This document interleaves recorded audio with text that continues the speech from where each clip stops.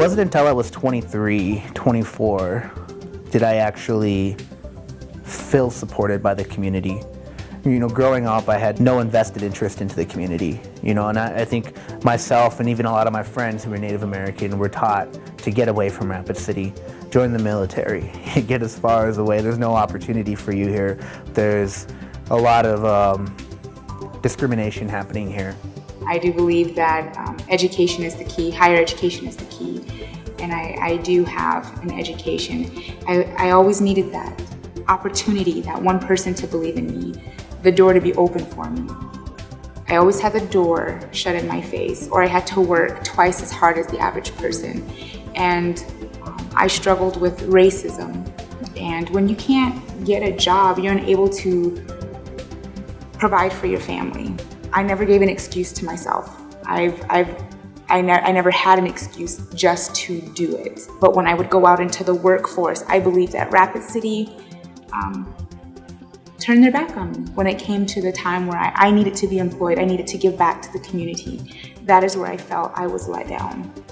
I know of relatives and friends that have been not supported, but they just kind of feel excluded. Some may have like felony on their records, felonies that they can't get off, and you know, maybe they might go to a job and they might get like an answer for a no for an application, even for a background check.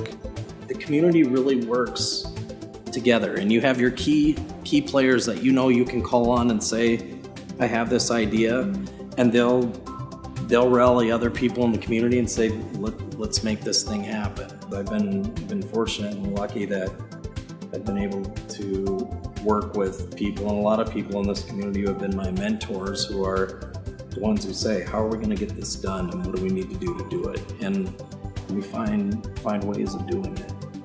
I know that the Rapid City community is extremely supportive and has a willingness to help others. But I also know that the demand for services exceeds Rapid City's capacity at times, and especially in some areas when we're dealing with homeless support. I can tell you just from my observations that the population of people that are in need of services continues to grow at a more rapid pace than the services that are available. I don't think there's enough resources put into some of the neighborhoods in our community, and we've not figured out a way in Rapid City to meaningfully address that situation. I don't believe that the Rapid City community, unless you are in the right crowd or you butter up to somebody who is part of the right crowd, really cares. I don't. That's as honest as I can be. Maybe 10 or 12% of the people actually care. I know poor people and I know a lot of rich people.